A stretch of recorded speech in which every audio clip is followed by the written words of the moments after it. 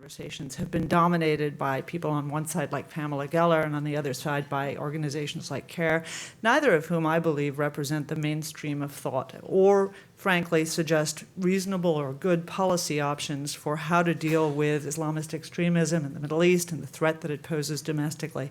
There are real issues to talk about here, whether they are over there or they are here within Islam, whether they're U.S. policy. And so that's the conversation that we really hope to have. We're looking to shed light, and that's one of the things that I think that the American Enterprise Institute does best. So I hope I hope that you'll join us in being part of that. I'm not going to introduce the panels. They're roughly divided up. We're going to talk about some of the issues in the region and some of the religious questions in our first panel, and then we're going to talk about policy options in the second panel. But as usual, everybody's going to talk about what they want. You've been here before. The one thing that I want to remind everybody is that while we will have a chance for Q&A, the way that we do our panels now is in a much more informal way. We're not asking everybody to give a presentation up front. This is really meant to be a conversation. And so even though we're seated behind a dais because we can't figure out how to put the chairs in the right place, this is really intended to be more of a lively conversation than it is a series of lectures. I hope that you'll enjoy it. But if you have any comments afterwards, please let me know and let me turn things over to Michael Rubin. Thank you all for being here. Thank you very much, Danny. I'd like to introduce the first panel, and then we can get right into it. I'm thrilled to be on a panel with three friends. Jennifer Bryce and I went to Yale together. We did our PhDs when I was working on Iranian history, and Jennifer was working on Arabic language in the Department of Near Eastern Languages and Civilizations. We continued studying together in Yemen, although Jennifer at a far more advanced level than I was. She has since worked in Guantanamo Bay. And most recently, she's been at the Zephyr Institute, which is right nearby Stanford University. And Jennifer is one of the experts, I think, at issues relating to internal reform, internal debates within Islamism, and has a very, very nuanced view. Next to Jennifer is Shadi Hamid, with whom I oftentimes have to debate on the Diane Rehm show. Fortunately, moderating today, I don't have to worry about Shadi getting the best of me because it often happens. At any rate, Shadi is one of Washington's leading experts on the Muslim Brotherhood and has also thought very, very deeply about issues of reform, what is reform, issues of extremism, what is extremism, and so forth. So I welcome him. And of course, Shadi is at Brookings Institution just up the street and soon to be the American Enterprise Institute's neighbor. And last but not least is my old friend Abbas Qadem. I met Abbas when we were both lecturing to audiences for the U.S. military, but Abbas is a native of Najaf in Iraq. He's probably one of the best connected Americans to the internal religious debates inside Najaf. At the same time, Abbas has, while he's a senior fellow at Johns Hopkins SAIS, he's also founded in Washington the indispensable Institute for Shiite Studies. And without further ado, what I'm going to do is just open the conversation to my panelists with a very basic question. We often talk about how Islam needs a reform, but what exactly is a reform what is reformism in the Islamic context? I'd like to start by rejecting the concept of reform. I don't find it helpful. I find language of revival, renewal, and development more helpful. And let's look just very recently at the Chattanooga shooter. His problem was that he was disconnected from the very rich and complex traditions of Islam.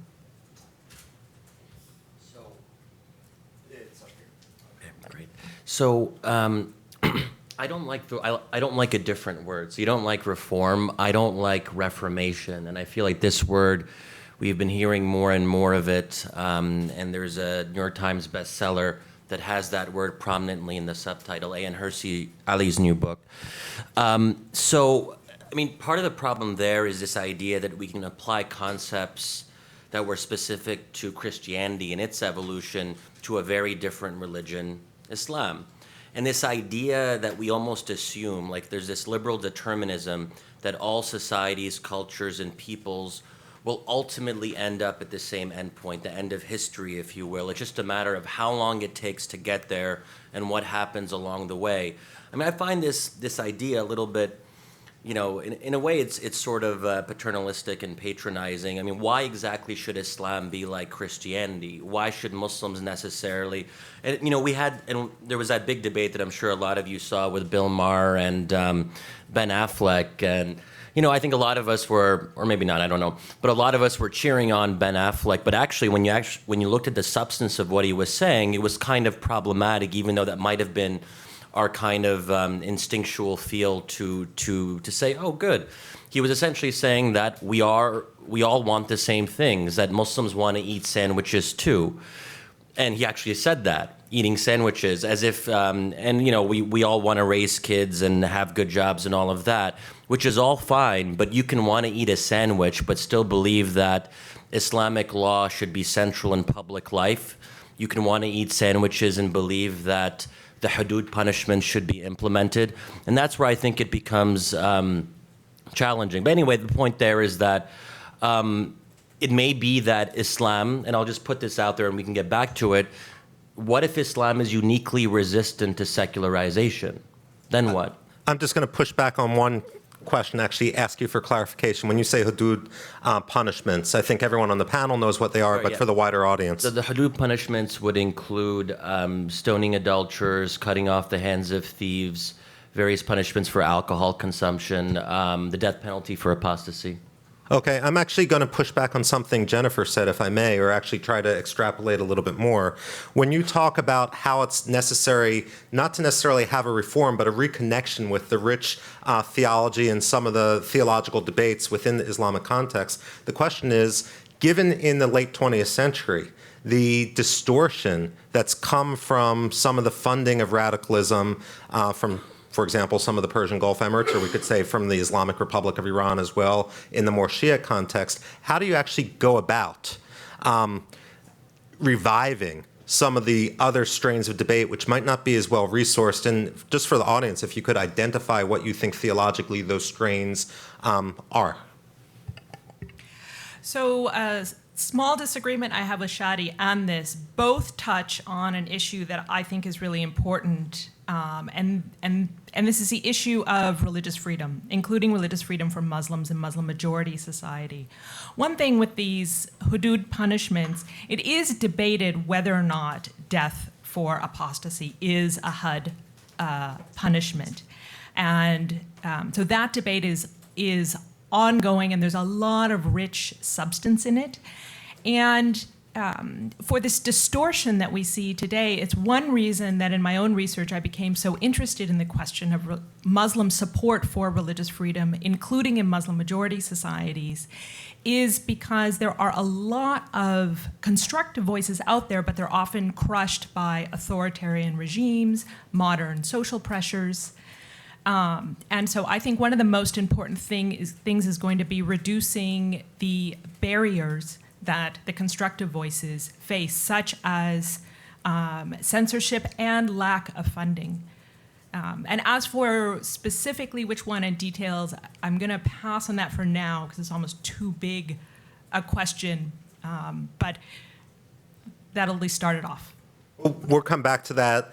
This is actually a question that I'm going to ask to Abbas, because maybe we could say that we have a sectarian divide going down the middle of this table, simply because, while I'm not Muslim, my background, my PhD is in Iranian history, and so I've spent much more of my time in the Shiite world. So when it comes to some of the sectarian differences about which we hear so much today, I remember that while Shiites might only be 10 or 15% of the Muslim population worldwide, between the Mediterranean through Iran, it's about a 50-50 split, which means there's a sense that absolutely everything is in play. When it comes to Shiism and the issue of extremism, are there major differences? And actually, I'll ask Abbas to go first, but this is for the panel, between how internally Sunnis and Shiites deal with extremism, or, for lack of a better word, reform or revival within their own communities. Well, thank you. We will be happy to give you an honorary citizenship, so that's no problem there. Good morning, everyone, and thanks to American Enterprise for putting together this timely and important panel. Glad to be with this distinguished group of scholars. Let me weave that into addressing your first question, because I think it's important, and give it a little bit of a different slant. I have no problem with the word reformation or a reform, as long as we know reform of what and how. I think if we distinguish between these two concepts, that Islam as a religion and then what Muslims did as a historical series of events, we can talk, and we legitimately should talk, about reforming the Muslim experience over 1400 years, because what we don't really have in the original source of Quran, of Islam, the Quran that is, and the authentic hadith as we can authenticate it, it is not specific what we do about the state. A lot of the hudud, etc., have been developed later, and we can't talk about the specifics. So it is a Muslim experience, and reform can always be going back to the roots of Islam, and then trying to derive from those roots what works for this time and this age, just like the Muslims throughout the centuries have gone, some of them, to the roots and then developed what was working for them in their time and in their place. So we can talk about reform, and it's a legitimate question. In terms of your latter question, and extremism, whether it's in Shia or in non-Shia, I don't like to use the word Sunni. When I taught, I said, there is such a thing as Sunni. We have 4 schools of theology and 4 schools of jurisprudence. Everyone says we got it right and the others are wrong. So basically the 4 other schools, Hanafi, Maliki, Shafi'i, and Hanbali, extremism is extremism everywhere, and it is as problematic. I wouldn't say a Shia extremist is better than a Sunni, or a non-Shia extremist, or the other way around. But also, they are coming from the same source. People do interpret their sources and their original sources of the religion. Some of them interpret them in a more friendly way, and others have or take a little more restrictive point of view. But extremists on both sides, or on all sides, claim an illegitimate monopoly over the truth and oppress others into accepting their opinions, or else. Well, actually, before I turn the floor over to Hadi and Jennifer on this, I actually just want to push forward. What I was trying to get at was this notion that within Shiism, of course, one follows a source of emulation, a marja at-taqlid, and so there's constant debate as one follows traditionally and predominantly, although not always, as we've discussed on previous panels, living sources of emulation. And so that means the debate continues dynamically, although perhaps then, and anyone who's gone to Najaf or Qom or Karbala has seen the various debates that occur, maybe at a micro level among the various ayatollahs. There sometimes seems that within the Sunni world, and I'll throw this to Jennifer and to Shadi, that this idea of an ongoing debate is constrained by the notion that centuries ago a consensus has been achieved, a consensus which can no longer be challenged. Is that a factor, or is it not a factor? Abbas first, and then I'll... Yeah, sure. I mean, there are differences, and I would even go as far as saying there are differences among the 4 schools that we call the Sunni schools.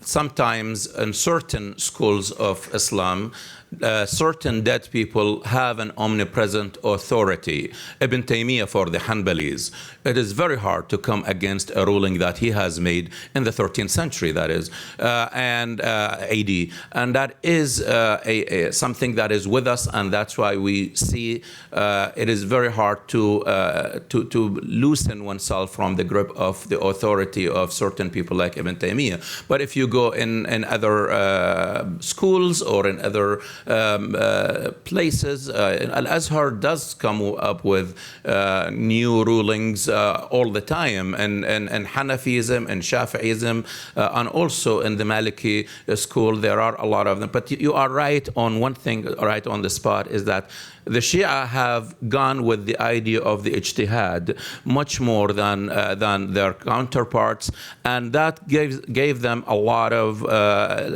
flexibility to fit in the time and the circumstance. And we see even among Shia, different times have led to different rulings, as we can see from Khou'i to Sistani, or before that from Hakim to Khou'i, or even earlier from 1920 scholars such as Al-Ha'iri and Sheikh al-Sharia al-Isfahani to their followers. Na'ini, the great constitutionalist who came up with one of the most important books about constitutionalism in Islam.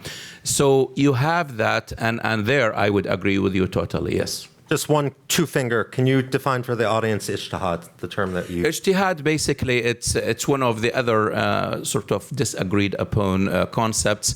In the etymology of it in Arabic, ijtihad means giving one's opinion or giving one's side of a certain argument. But ijtihad as a term in Shia jurisprudence means exerting one's effort to deduce or deduct a ruling from the original sources of Islam, the Quran, the Sunnah of the Prophet, the tradition of the Prophet, or the other sources such as reason or the consensus of scholars when it existed. Okay, Shadi? Yeah, so I agree with Abbas that so among conservative Muslims and even among Islamists, there's wide diversity of interpretation, and that's in part because Islamist movements, contrary to popular perception, have largely been non-clerical movements. So we're talking about engineers, doctors, and lawyers trying to take pre-modern concepts and applying them to a very different modern context. So obviously you're going to have a lot of diversity. But I guess what I'm saying is there can be disagreement about the specific implementation of Sharia law, but there does seem to be... But I would kind of go back a little bit further and say, if we look at the founding moment of Islam, and Muslims aren't bound to their founding moment, but Muslims can't fully escape their founding moment either. Founding moments matter. And the fact that Prophet Muhammad was not just a prophet or a theologian, but also a politician, a warrior, a merchant, and perhaps most importantly, a head of state, a small kind of mini-state, that has real implications, even 14 centuries later, because now if you have a secular reformist type in the Arab world, and he or she is making the case, separation of religion from politics, privatization of religion, that person has to go up against the prophetic model. Now, there are ways to do that, but they're challenging, and it's unlikely to get a critical mass of support in the Muslim world because it really involves challenging hermeneutical kind of arguments. So that's where I think the prophetic model, which is something that even not particularly religious Muslims really value and take seriously, that matters. And I would just mention one more thing. The Muslim relationship to the text is quite different than Christianity. So there is no equivalent to Quranic inerrancy in Christianity. So even if you talk to right-wing evangelicals, they don't believe that, they will say that the Bible is the word of God, but they would not say that the Bible is God's actual speech. And this might not sound like an important distinction, but it is absolutely critical in my view. Even if you're a lax Muslim, it's a creedal requirement to believe that the Quran is not just the word of God, not just inspired by God, but God's actual speech. What that means in practice is that every single letter and word is not mediated, it didn't go through anyone else, it is God's speech. So the fact that even a lax Muslim has a more intense commitment to the text theoretically than a right-wing evangelical does to the Bible, we can debate what the implications of that are, but that's something we have to keep in mind. And just one more thing on this Reformation issue, I think we've had a Reformation of sorts. In the late 19th, early 20th century, there was the Islamic modernist movement led by Abdou and Afghani, and pretty much which then led into what we today call mainstream Islamism, so the Brotherhood school of thought. And if I had to define Islamism, mainstream Islamism, not jihadism or Islamist extremism, in one sentence, I would sort of phrase it like this. An attempt to reconcile pre-modern Islamic law with the modern nation state. And if you look at what the Brotherhood has been trying to do for decades, that's pretty much what their project is. And so Would that, depending on your view of the brotherhood, that could mean, be careful what you wish for. Reform and reformation can lead to ascendant conservative forces. Some people would say that even Salafis are an example of the Islamic Reformation. My friend Graham Wood, who wrote the Great Atlantic article, we were on a panel recently, and he said ISIS is an example of the Islamic Reformation. Jennifer? I want to touch quickly on Abbas's phrase, illegitimate monopoly. I find this really helpful when we look at, and Shadi commented on the diversity of different types of extremist movements, even within Islam. I think this phrase of illegitimate monopoly is precisely what these individual movements want to claim.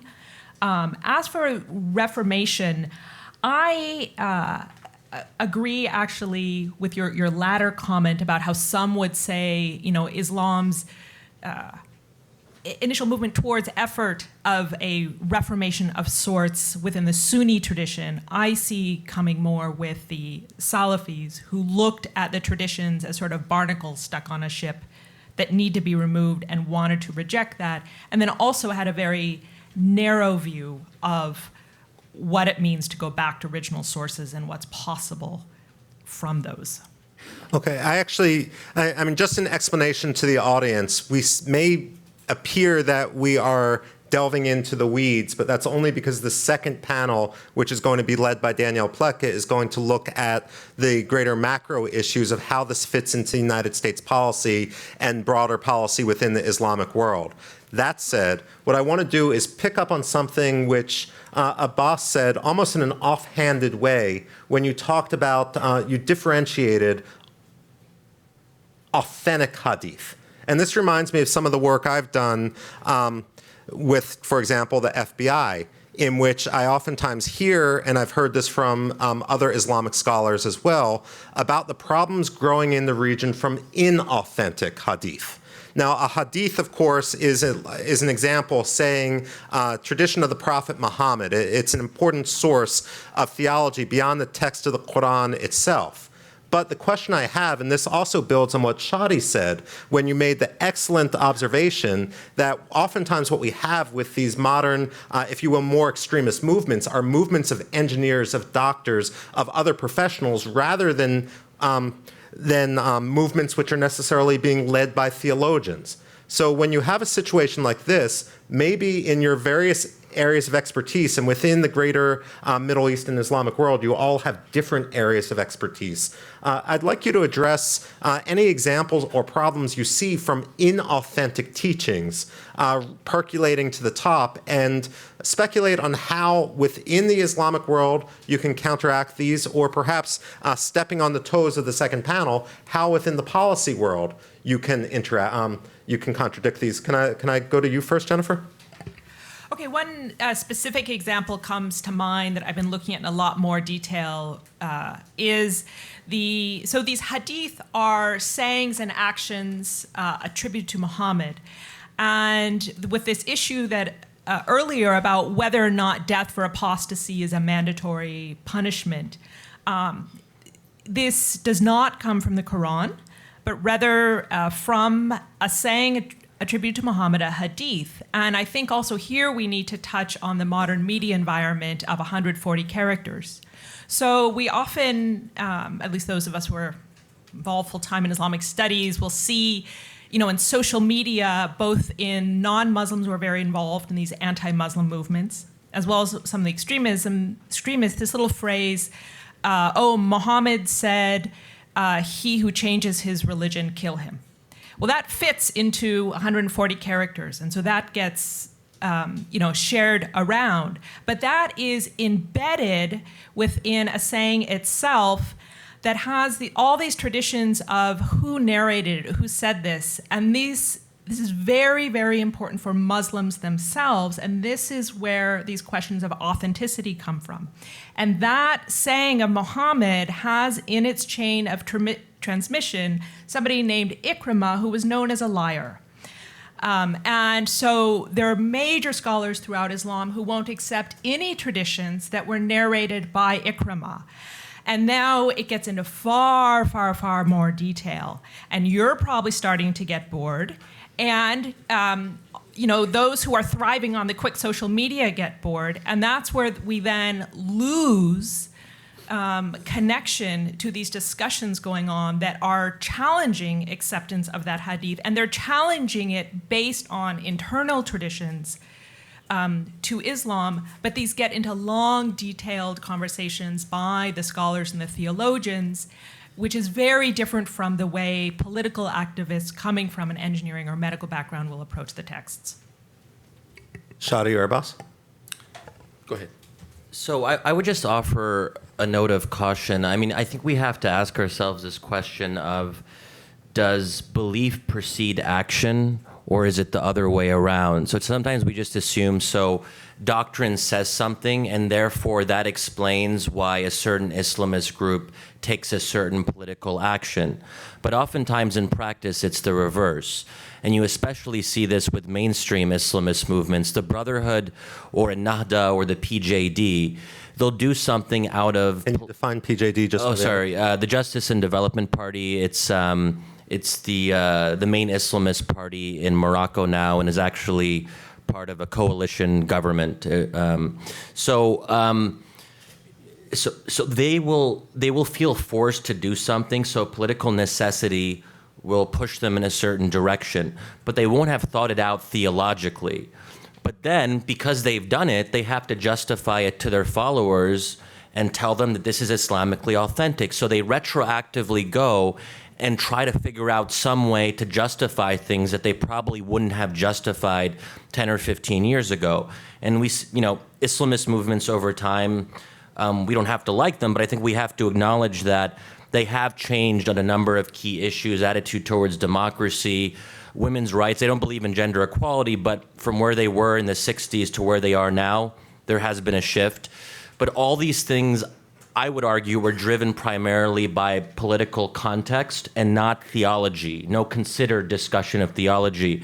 So does it really matter what certain hadiths say? Yes, it matters, but we can debate how much it matters, because if you want to find something in the Islamic tradition to justify whatever you're doing, you probably will be able to find it somewhere, because it's such a diverse, rich tradition. Could I just jump in to respond quickly, and then we'd love to hear from Abbas?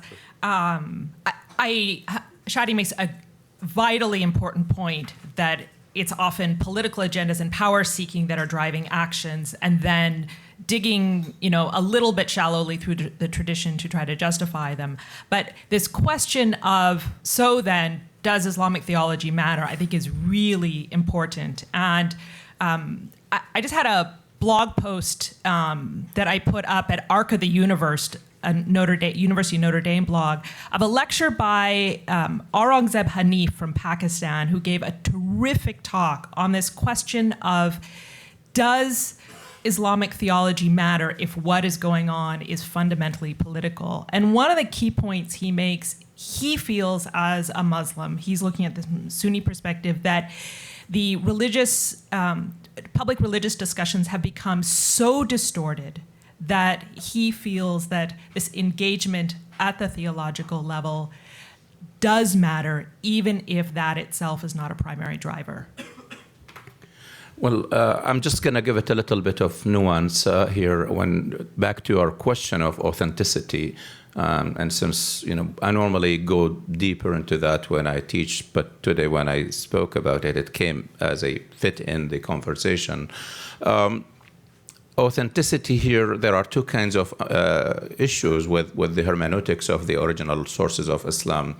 The Quran, as Shadi exactly said, Muslims at least, believe that this is the exact word of God.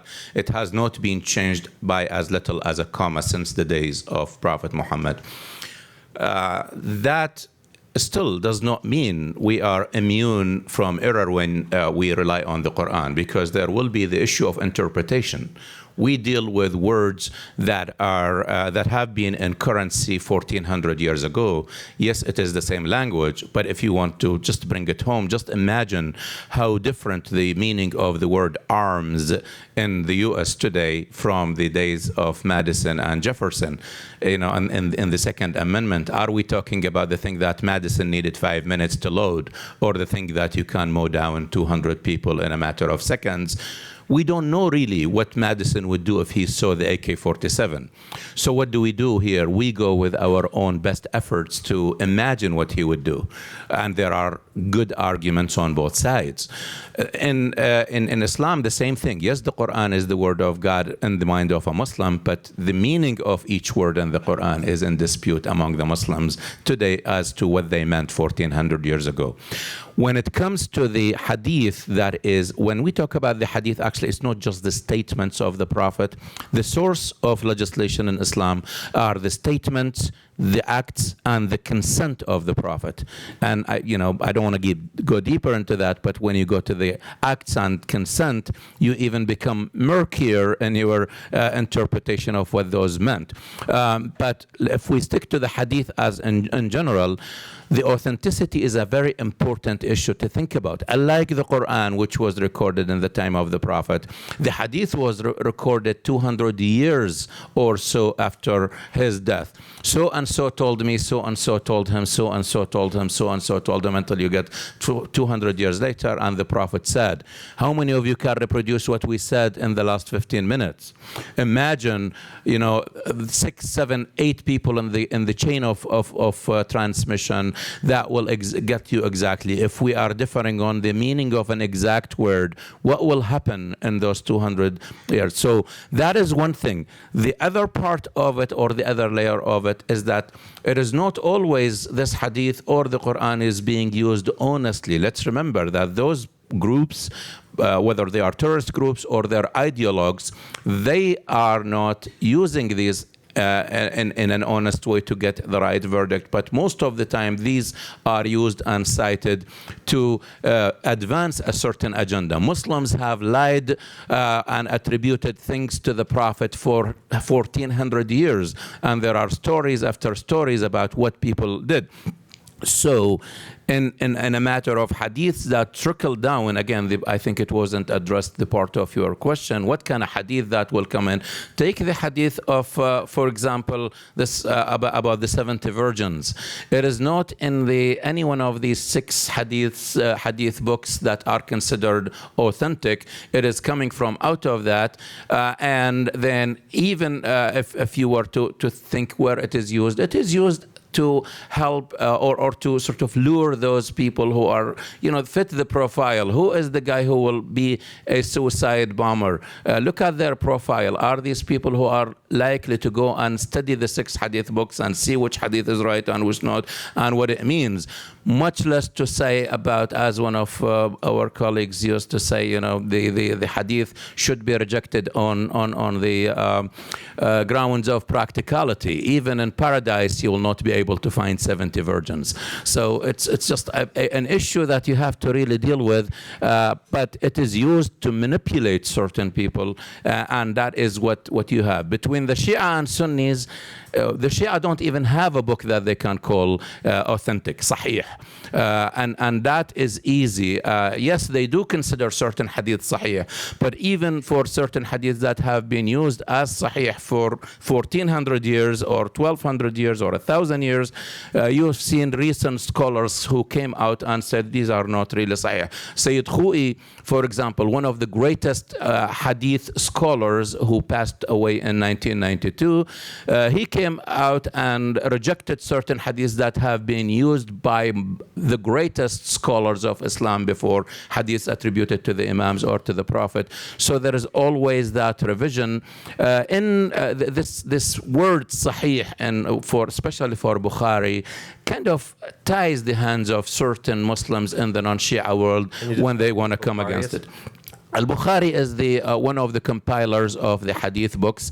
He, again, around 200 years after the Prophet's death, came and worked from the age 16, actually about 16 years he was working on that hadith compilation. He traveled around the Muslim world and then put together what he considered to be the exact authentic hadith books, several thousand hadiths that are put in his book Al-Jami' As-Sahih. He called it Sahih, and people now in Muslim world, in the what we call loosely the Sunni world, say this is the most authentic book after the Quran. So going against any hadith of of this in Bukhari. He's a man from Bukhara, basically. That's why they call him Bukhari. And Bukhara is in today's Uzbekistan, isn't it, I think? Yes. And basically, that is the most authentic, according to Sunni Muslims, most authentic hadith. And of course, there is Muslim, his companion and contemporary, who came and followed his footsteps, and he came up with another book. Sometimes they agree on certain hadiths, sometimes one of them has one and the other doesn't. But these are the two most important. But Bukhari, by far, is the canonical collection of prophetic hadith that is being followed. If I could just offer a nod of segue toward the next panel and look at all this discussion here about how complicated making sense of even one individual hadith is and these traditions that Abbas and Shadi have talked about, I see this. One of the things that needs to be done is there has to be room for this complexity. And two mistakes that I see being made. One is by governments with Muslim majority populations, which are trying to respond to violent extremism by having the government decide what good Islam is, and having this very narrow, watered-down, simplistic version that is government approved for the textbooks and that crushes discussion. This is foreign to Islam. The other mistake, I've seen this in some European governments. Some Austrian members of parliament wanted Muslims in Austria to write down, basically in a book, what the Quran means. And they said, well, you have to tell us what it means, and you have to have then a statement that all Muslims in Austria are going to agree on. And I just saw a Muslim in the audience laugh at this, which is appropriate. This is looking at Islam through a lens of Christian traditions, where in the Catholic and Orthodox Christian traditions, you had councils that had creeds and came upon an agreement. By contrast, it is in the nature of Islam that there's going to be this ongoing discussion, and you're not going to be able to fit it into a textbook for 6-year-olds approved by the government and close the discussion. So I think we've got to keep space open for the discussion to keep going. So as I've been thinking about some of these issues, listening to my colleagues, I think there's one area where religion plays an undeniable role, and it's a little bit more basic than the specifics about hadith. So I've spent a lot of time with Islamist activists, particularly Muslim Brotherhood members and leaders. And when you get to know these guys, you're probably going to at some point hear their conversion story, if you will, how they decided to join the Muslim Brotherhood. Now, we probably have our preconceived notions about why people join, but one thing that struck me is that the more I got to know them, I kept on hearing certain things, where there was this one Brotherhood member who I remember said to me that he joined the Brotherhood because he wants to get into heaven. It's that simple for him. It's not about political power, elections, anything like that. He believes that joining an organization with a structured curriculum and a hierarchical leadership structure will help push him to become a better Muslim. And I feel like for those of us, secular Westerners, we have trouble understanding this basic inspiration, and we try to kind of parse their words. Well, he doesn't really mean that. There's got to be something more material and tangible that's driving him. Like maybe he's poor or economically, he's underemployed. I feel like we have to take these things more seriously because that's what they believe. So even if somehow they have false consciousness about what they actually believe, and they're probably the better judges of what they believe, but even if they have false consciousness of some sort, they believe that this is what is driving them. And in some ways, it's actually the most rational explanation for joining a group like the Muslim Brotherhood. What is more important than eternal salvation? I mean, when you think about it, that's pretty much the most important thing, right? That's pretty rational. I'm actually going to, just in the next 5 minutes, I have one other question that delves a little bit into the weeds with regard to interpretation. and then I'm going to open the panel to questions from the floor before we move on to our next panel. But there's actually two issues which I want to touch upon.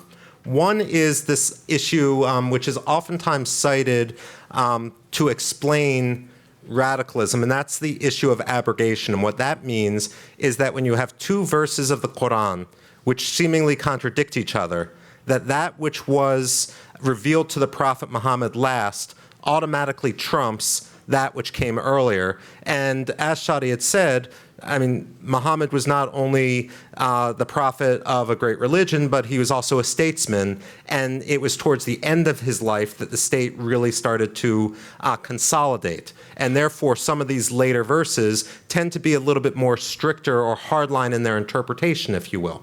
So how does the issue of abrogation, number one, fit in? And the second question I want to throw open to the panel. I had a relatively secular upbringing. I went to a Quaker school, and when I would read Shakespeare, for example, in junior high school, I didn't really know the Bible that well. I didn't know a lot of the biblical allusions, and therefore I was reliant on the facing page of the Shakespeare to explain what some of the metaphors and such were. Now, I think it was Khalil Muhammad over in the University of California system who had argued that, of course, during the rise of Islam, the Arabian Peninsula, Mecca itself, the world in which Muhammad lived was an incredibly diverse world. Mecca was a trading city. Muhammad was a merchant, and so had interacted with Jews, had interacted with Christians. If we want to look more broadly, people also understood a great deal of Zoroastrianism. This came out in Lior Halevi's book, a Vanderbilt University professor, on Muhammad's grave. Now, the question I have is, given how much was understood, and I'm borrowing this from Khalil Muhammad's talks, given how much was understood by early Muslims about Christianity and Judaism, and frankly how little is understood about Christianity and Judaism by many contemporary Muslims today in places like Saudi Arabia, what is lost in the interpretation that simply is like me trying to read Shakespeare without a biblical education? So those are two questions, abrogation and the impact of other religions in interpretation. Then we'll throw the panel open to questions. I will address the abrogation and let my colleagues elaborate on the other part of your question, so we'll divide the work. Abrogation here is, you talked about two rulings. One comes later than the first, or the second comes later, and then you get a modification of the verdict. Let me give you an example that brings it to home. You know, in the U.S., for example, when it comes to segregation and desegregation of schools, you know, you have in the late 1800s, 1890s, a case by the Supreme Court was called Plessy versus Ferguson that says, yeah, you keep the kids separate but give them equal facilities.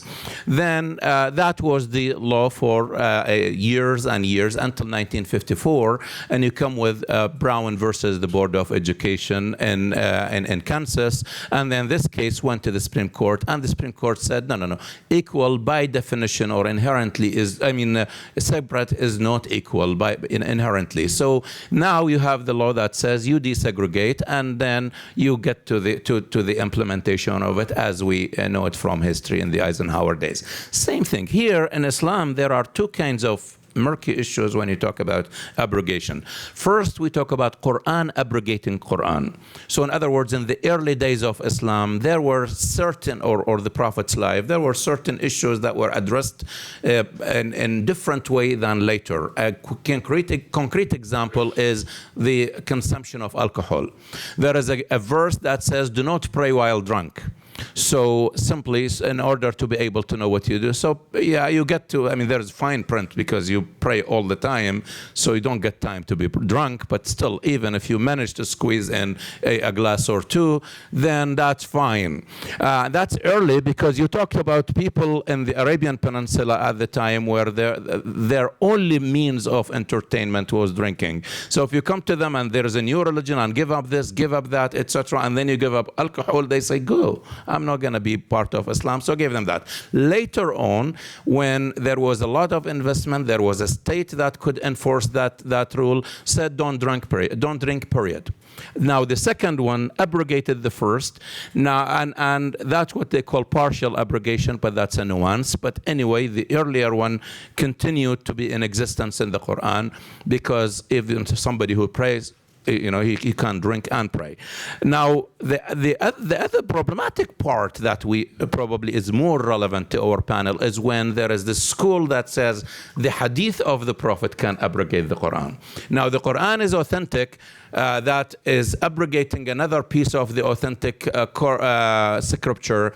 You can deal with it, even though we don't know really for sure which verse came before the other. You read Noldika and you see this is a mess here, which, when you look at the chronological, but at least Quran abrogating Quran. But when you get to a school that says the hadith can abrogate the Quran, then we go back to what Jennifer was talking about in terms of the hadith that is attributed to the Prophet saying, whoever abandons his religion, kill him. Now, this is a hadith that is attributed to the Prophet, but it goes exactly against a verse after another in the Quran. That the Quran says, whoever wants to believe, let him believe. Whoever wants to disbelieve, let him disbelieve. Another verse, it says, he who believes, then goes into disbelief, then believes again, then goes into disbelief, and then increases his disbelief. So there is a process of someone who is defying the belief time and again, and then if there is a killing, he would not have the chance to do all of these things. In the Quran, which gave certain hudud, these punishments to much lighter issues, less than the death penalty, and it addresses abandoning religion, apostasy, but it doesn't give punishment. The only punishment is cited in the Quran is in the hereafter. So that is another indication. Well, if the Quran is silent on it, how can he do it? There is also the most clear one, La ikraha fi din. There should be no compulsion in matters of religion. Again, 6, 7, 8 verses you can cite that say no punishment, and then one hadith that you find it with a lot of grains of salt you have to take it with, and Muslims do follow it in order to kill someone where the Quran does not. So abrogation of hadith or the Quran by the hadith is or has been the most problematic practice by Muslim ideologues and Muslim states, frankly, because that's how to get rid of your opponents. And what a better way than to say the Prophet said do it and you do it. Very briefly to Shadi and Jennifer, and then we'll have a few moments for questions. Just one thing. There was a Sudanese scholar, Mahmoud Muhammad Taha. He was executed by the Jafar Namiri regime in the 80s. So he wrote a book called The Second Message of Islam, where he essentially makes a distinction between the Meccan verses and the Medina verses. And his argument is essentially that the verses that were revealed in Mecca are the kind of eternal principles of Islam. The verses that were revealed in Medina are actually examples of how to apply those eternal principles to the specific historical and political context of Medina, 7th century. And I think that raises a very, interesting question of historical context. So Muslims all agree that it's the word of God, but then you get into this issue. Let's hypothesize, what if a divine message like the Quran was revealed in modern-day New York City to someone like Muhammad, whatever the New York modern equivalent of Prophet Muhammad is, right? Presumably, some of the things would be different. And just with that kind of thought experiment, we know that historical context really matters. So, for example, when it comes to gay rights, presumably anything revealed today in New York would have a little bit of a different perspective, a more tolerant one. Saying that women receive half of the inheritance of men.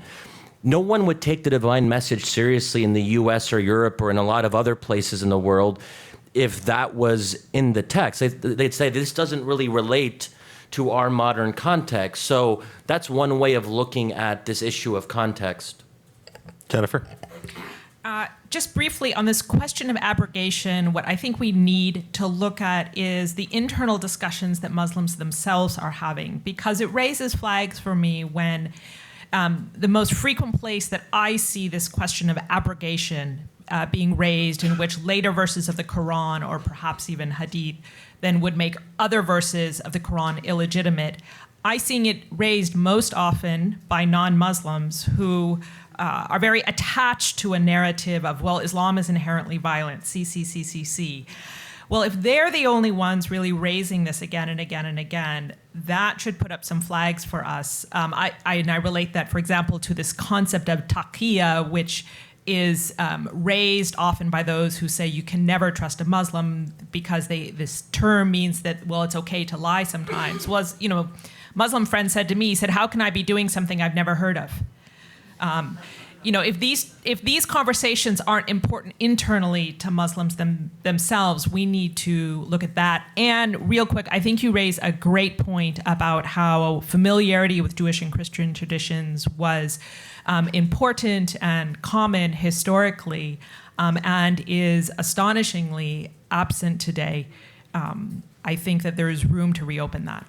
Let me just open the floor to a very few questions. Again, you can ask as many questions as you want, but we're only going to answer the first one. And second of all, everyone in Washington has an affiliation, so say your name and where you're from. And wait for the microphone. Wait for the microphone. And then after that, we're going to go to Hedia, and then we'll probably turn over to the next panel. Mustafa Gürbüz from Rethink Institute.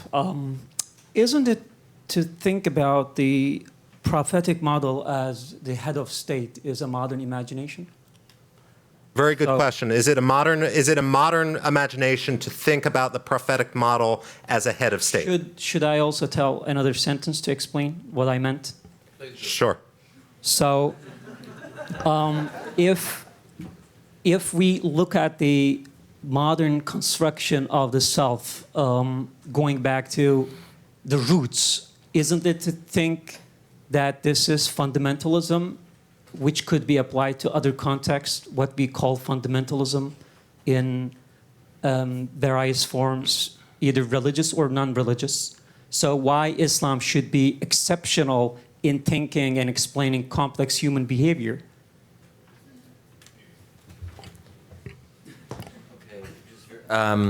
So he obviously wasn't a head of a state in the modern sense of the word state, but he was the head of a political community, one that had a somewhat distinct geographical location. So we can call it a variety of different things, but I think the point still holds that he was the head of whatever that thing is, whether state, community, ummah, and so on.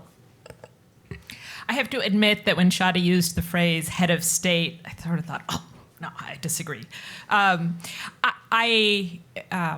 think it is helpful to realize that the nation state today is a different type of structure, and the head of a nation state today has powers that are fundamentally different. And this is something that some Muslims themselves have raised, such as Abdullahi Naim, who has this interesting argument where he feels that for him as a Muslim to follow Sharia authentically, it needs to be in an environment where the state is neutral and not involved, because the powers of the modern nation state are so foreign to the traditions of Islam. And so he says, for him to be following by choice as a believer, it needs to be a personal choice and not imposed by force of this new thing we have today of nation state.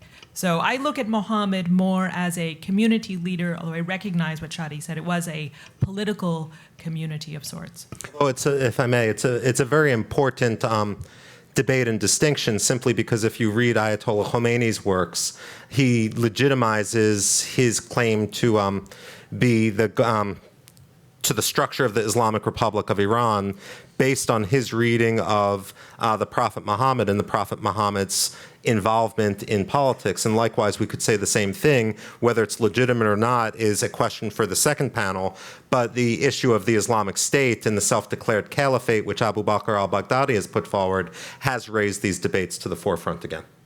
Yeah, just if I may add one thing. I would say, yes, the state that the Prophet presided over was not recognized by UN Security Council, but basically, let's look at how he went about it.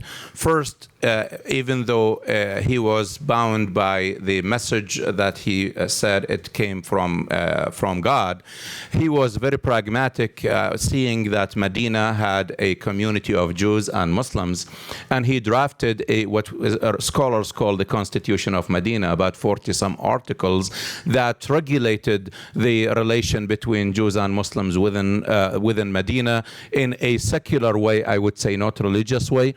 He mobilized armies. He conducted business with foreign or sort of other entities. He even regulated the relation of people coming to Medina or leaving, in other words, refugees, etc., who would run away. He applied laws. He had punishments. He organized the society.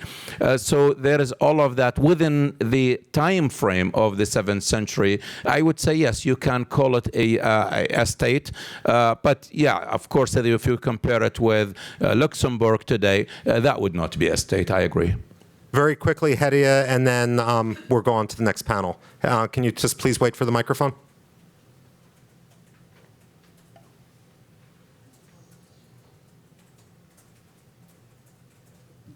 Hedia Miramati, president of Word. Jennifer, you made a great point about the oversimplification of Islam for the Islamists, the 140 characters or less. In light of that, and then in response that there's this rich tradition in Islam and that we need access to it and removing the obstacles to access to it. So do you, and I ask this question to all of you, do you really think then that mainstream Muslims, traditional Muslims, will be able to ever launch a successful campaign against Islamist extremism if we are not able to overly simplify traditional mainstream Islam? It's a great question.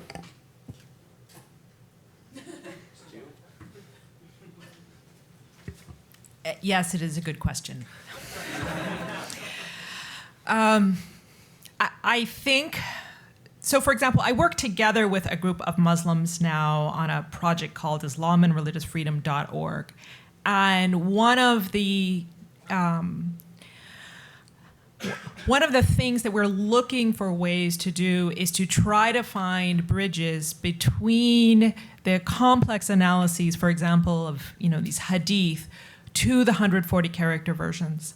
And we're finding that one of the most important things we have to do is devote a long-term period of time, because our engagement at the 140 character level is drop, drop, drop, drop. And it takes a lot of those drops to keep the conversation going and keep others engaged and be able to touch on the different aspects.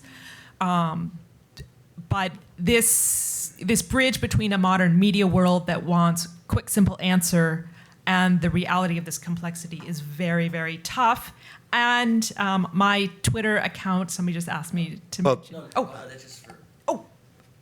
Oh, I'm sorry. I just got this note. Okay. Anyways, so it's going to be hard, but it's not impossible. But it's going to take time. I was going to just conclude very cleverly by saying we were talking about Twitter, and since everyone on this panel has so much expertise, I thought that as we conclude and as we welcome the next panel, I would ask each of you, or I would tell each of you, provide your Twitter handle. So it's at Dr. Abbas Kadim, Kadhim, Shadi? At Shadi Hamid, so my name. At Bryson JS. That's J as in Juliet, S as in Sierra. And I'm M. Rubin, 1971, but it's always important, it's crucial indeed, to follow at AEI as well. And with that, I want to thank our panelists. It was a truly fascinating panel.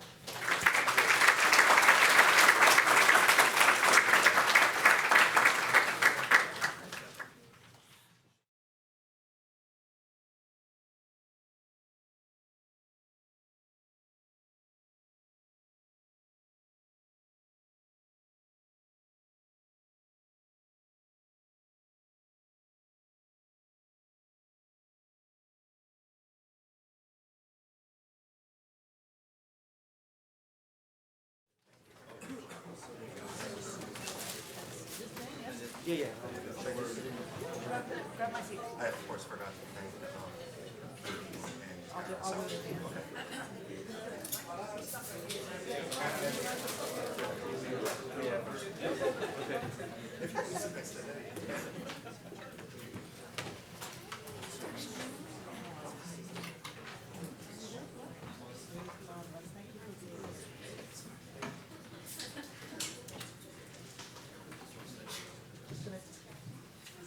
We're just going to take 10 seconds to let everybody sit down and wait for Mohammed to come back.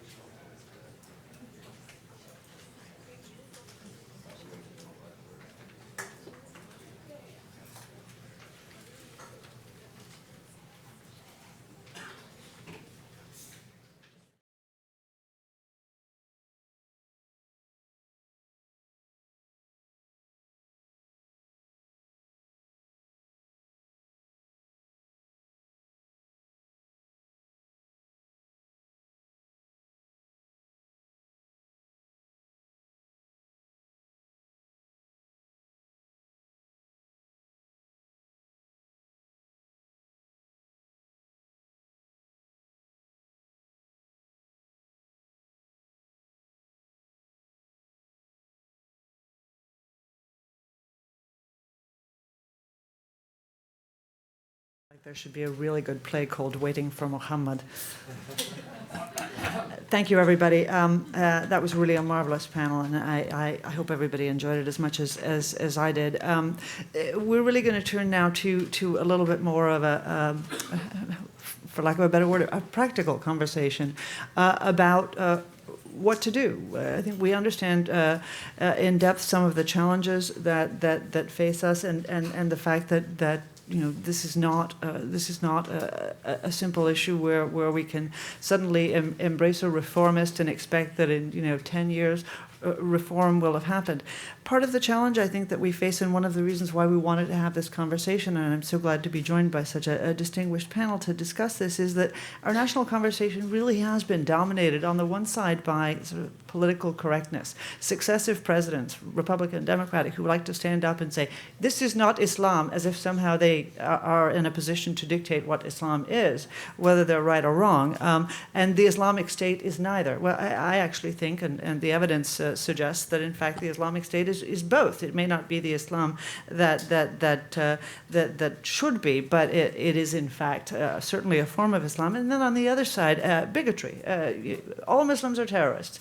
This has sort of become the tenor of the public conversation, rather than an intelligent debate about what it is that we can do. So today I'm joined by three marvelous people. Zainab Assouesh, who is the co-founder of the American Islamic Congress, and their full bios are online should anybody want it. Ambassador Hossein Haqqani, who is the former Pakistani ambassador to the United States, a scholar at the Hudson Institute, and I never remember the name of the publication. I'm looking it up, and editor of current trends in Islamist ideology, and Muhammad Yunus, who is an expert on Islam and the issues that we're going to be talking about for the Gallup organization, and particularly a specialist on questions of youth unemployment in the Middle East. So let's start sort of super generally. Is this at heart, this problem of Islamist extremism, something that the United States can try to contend with as a matter of policy? Are there policy answers? No, you start. Thank you very much, Danny.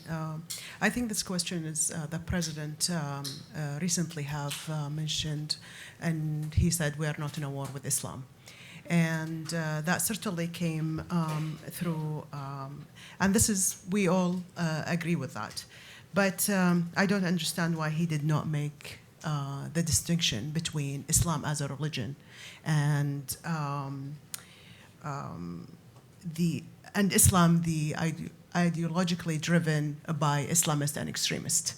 I think there is a big difference between the two, and I think we should be clear when we address this issue, especially right now, and we see the rise of radical extremism, not only in the Middle East and the Muslim world, but also here, attaching us here in the United States. I think we are in a very critical period of time, and we need to move forward in addressing these issues, addressing it in a very wise way, but also firm and strong. Okay, so and I want everybody else to answer this question as well. But as you answer it, consider this. Okay, fine. Let's embrace the idea that we should have a war on Islamist extremists of the ISIS variety, not a war with Islam, the religion, or Muslims in general. what does that war look like? What are the component parts of it? If you want to punt it over to Hussein, I'll come back to you afterwards.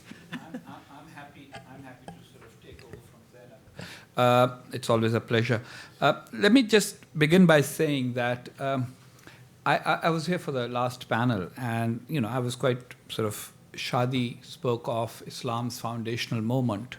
The truth is that Islam's foundational moment actually continued well into the next 3-4 centuries. For example, Prophet Muhammad was not the founder of the caliphate. His successors were. Similarly, there were other debates. And 1.2 billion people simply cannot have, they can say they have one faith, and they can all think they belong to one community, but it's not one faith, it's multiple dimensions. I mean, look at the Christianity in the United States, from Quakerism to evangelical Christianity. They all are Christians, and then there are Mormons, whom some Christians may have different views of, but they consider themselves Christian. So Islam is the same. It has many, many dimensions. And basically what we are dealing with is the problem of those who are engaged in war. And so you cannot fight a war without recognizing that these people are your enemies. And so this attempt to try and assuage Muslim feelings, and then Muslims, and I speak here as somebody who has been born in the faith community, Muslims trying to be apologetic and saying, don't criticize our religion. Well, nobody's criticizing your religion as long as that religion is connected to your desire for purity and piety. It's about people being beheaded, which is unacceptable to modern civilization, that people are complaining and commenting about. So all these parsing of theological arguments in American universities is not going to help, with all due respect. I mean, they can understand, but Islamic history is complex. In the 8th and 10th century, there were the Mutazilites, people who wanted more reason in religion. And the reason why they became weak, although they survived well into the 15th century as small groups, they became weak was because the caliph decided to use the force of the state on one side and the other. So what we have seen is, when I was a child, and Zainab was a child much after me, I'm sure, she will attest to it, the religion, the Islam we grew up in was slightly different. I went to Qawwali, which is a form of music, devotional music, which is prevalent in South Asia, as a form of devotion. Now ISIS would behead me for listening to Qawwali. The fact remains that the reason why radical Islamism has become the menace it has become is because during the Cold War, a critical error was made by the greatest superpower at that time, the United States, which decided, under the influence of its allies in the Middle East, that Islamic fundamentalism could actually be a means of fighting communism. And it worked. It worked. Most of the Muslim world didn't become communist as a result. And now that radicalism of course, has grown into a menace, global menace. Yesterday, David Cameron made a very good speech, by the way. I commend it to everyone in this room. I'm not in the business of commending politicians, even though I worked for many of them in my own life. But David Cameron's speech yesterday about what Britain plans to do about Islamist extremism is the speech I would like to hear from the United States president. And here is a very short summary of it. He basically said we have to recognize that if Islamist extremists self-identify themselves as Muslims, then we can get out of the business of saying, oh, this has nothing to do with Islam. Because it does. It may be a variant, it may be a distortion, it may be an extreme view, but it does have to do with Islam. And we Muslims need to recognize it above all. Second, it's a radical ideology. And all ideologies, when they are fought, need an ideological counter-narrative or strategy. The United States did very well during the Cold War in fighting communism. You had an ideological counter-narrative. You created institutions globally that denigrated the communist ideology and argued against it. Here in the US, it's been the journal whose name you cannot remember, Current Trends in Islamist Ideology, was my idea, and my friend Hillel Fratkin and Eric Brown, we got together, we started it. It's the only journal in the English language that studies various radical texts and tries to explain them in plain English. Ideally, this should be a bit similar to the journal that was published during the Cold War and still gets published, called Problems of Communism, which was published in hundreds of languages, no, not hundreds, but dozens of languages. Now, I'm kind of getting into the Trump moment of exaggerating too much. Dozens of languages is more accurate than hundreds. And so people actually understand what is being discussed by these ideologues. For example, 3 or 4 years ago, we read some articles and magazines online, and we realized that a new movement was arising, which was was going to end up being the Islamic State. So, what will be the components of a policy response? 4. One, of course, there will be a military component. You'll have to fight the extremists who are armed and controlling territory. That's how you dislodge people from territory. So there has to be a military component. There has to be an intelligence component to understand what's going on within these movements. There has to be an ideological component. And then there has to be a law enforcement component for finding and identifying and acting against those who are actually breaking various laws. But the ideological component is what is totally missing. You cannot let people who kind of, I mean, just to give you an example, Daniel, and then I'll give the I'll go quiet for a few minutes so others can speak. There is a tendency in the State Department to make sure that when they are having an iftar or anything, there is X number of women in hijab and X number of men with beards, because that's their stereotype of Muslim. Now, if you're having a meeting of American Jewish leaders, you will invite whoever is important in the Jewish community. You won't just invite rabbis. And the Muslims, there are women, and I respect them very much. There are women in my family who cover their head, wear the hijab. There are women who wear a looser hijab, and then there are women who don't wear the hijab, but they're all Muslims. And Islam, with all its diversity, has to be recognized, and the real role of the Western power should be to encourage diversity, because what's happening in the Muslim world is that voices of diversity are being crushed. For example, Sayyid Qutb may have, everybody familiar with the name Sayyid Qutb, Muslim Brotherhood leader, in many ways the originator of a kind of a modern terrorist ideology, but he's not the originator, because there are other movements in Islamic history in 14th centuries that have been similarly extremist. But there's also another Egyptian scholar, Ali Abdel Razik. I doubt if anybody except 2 or 3 of us have heard about him. He actually wrote a book making the argument why this whole notion of an Islamic state is flawed, because Medina was not really a state in the modern sense, and therefore the purpose of Islam is piety and not power. And that book, I mean, if I were, say, for example, running the ideological campaign based on something similar to the Congress for Cultural Freedom Against Communism, I'd make sure there were millions of copies of this book in Arabic and Persian and Urdu and Uzbek and Bahasa Indonesia, and people actually read the theological argument for why the notion of the Islamic State in the modern era is a flawed notion. I'll stop here. Let others speak. Yeah, I'll take a shot at your first question. Really, it's 2 components, and in terms of what we do about it, we got to be careful about who are we.